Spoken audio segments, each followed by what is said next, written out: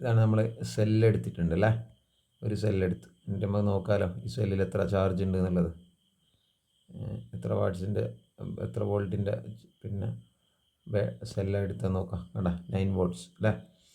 പിന്നെ ഇനിയോ നമ്മൾ അതേപോലെ തന്നെ ഒരു സെല്ലും കൂടി എടുത്ത് ഇപ്പം ബാറ്ററി അല്ലേ. എന്നിട്ട് നോക്കുക, നമ്മൾ നോക്കുകയാണേ. പിന്നെ എന്തായി, 9 വോൾട്ടിൻ്റെ 2 ബാറ്ററി ഇങ്ങനെ വെച്ചപ്പോൾ 18 വോൾട്ട് വന്ന്, രണ്ടിൻ്റെയും കൂടി വന്നല്ലേ, എഫക്റ്റീവ് വോൾട്ടേജ് വന്ന്. ഇനിയോ നമ്മൾ അതിൻ്റെ പോൾസ് പിന്നെ നമ്മൾ മാറ്റി കൊടുക്കുന്നു.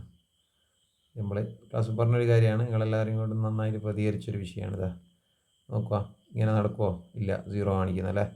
ഇനിയോ ഇനി പിന്നെ മറ്റേ ഒരു ഇങ്ങനെയും കൂടി വെച്ച് നോക്കുക നമുക്ക്, ഇങ്ങനെയും കൂടി വെച്ച് നോക്കുക.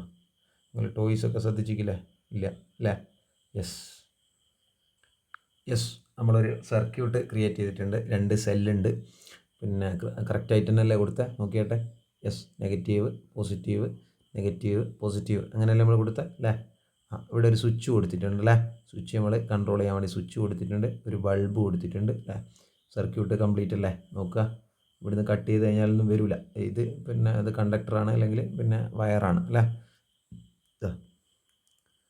പിന്നെ യെസ്, നമ്മൾ സ്വിച്ച് ഇട്ടു, പിന്നെ ഇലക്ട്രിസിറ്റി ഇങ്ങനെ ഫ്ലോ ചെയ്യുന്നുണ്ട്.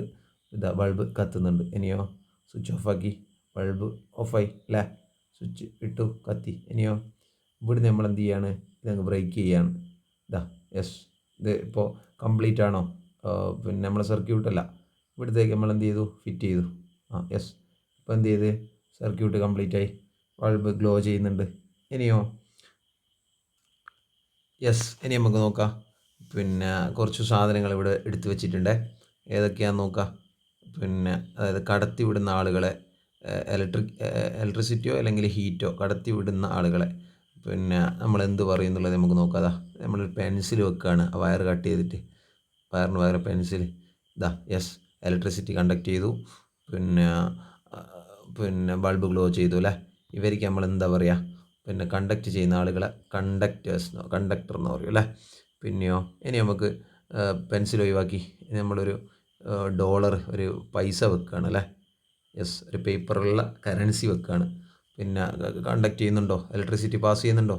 ഇല്ല. യെസ്, അപ്പോൾ അതൊരു ഇൻസുലേറ്ററാണ്. പിന്നെയോ അടുത്തത് പിന്നെ ഒരു പേപ്പറിൻ്റെ മറ്റേ ക്ലിപ്പില്ലേ, പേപ്പർ ക്ലിപ്പ് വെക്കുകയാണ്. യെസ്, പേപ്പർ ക്ലിപ്പ്, പിന്നെ മെറ്റൽ പേപ്പർ ക്ലിപ്പ് എന്താണ്, പിന്നെ കണ്ടക്ടറാണ്. പിന്നെ ഇനി നമ്മളൊരു ഡോളർ കോയിന് വെക്കുകയാണ് അല്ലേ. കോയിന്, ഗോൾഡ് കോയിൻ അല്ലെങ്കിൽ പിന്നെ മെറ്റലിൻ്റെ ഒരു കോയിന് വെക്കുകയാണ്. യെസ്, ഇലക്ട്രിസിറ്റി കണ്ടക്ട് ചെയ്യുന്നുണ്ട്, അത് കണ്ടക്ടറാണ്. ഇനി ഒരു ഇറേസർ വെക്കുകയാണ്.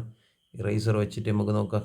പിന്നെ ഇറേസർ ഒരു ഇൻസുലേറ്ററാണ്. അതായത് കണ്ടക്ട് ചെയ്യാത്ത ആളുകളെ നമ്മൾ പിന്നെ ഇൻസുലേറ്റേഴ്സെന്നും കണ്ടക്ട് ചെയ്യുന്ന ആളുകളെ കണ്ടക്ടേഴ്സ് എന്നും പറയും.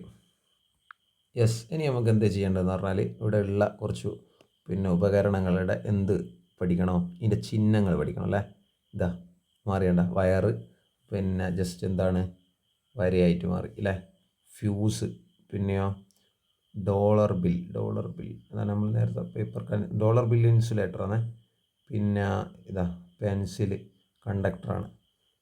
പിന്നെയോ ഇറൈസർ, പണി പാളിയല്ലോ.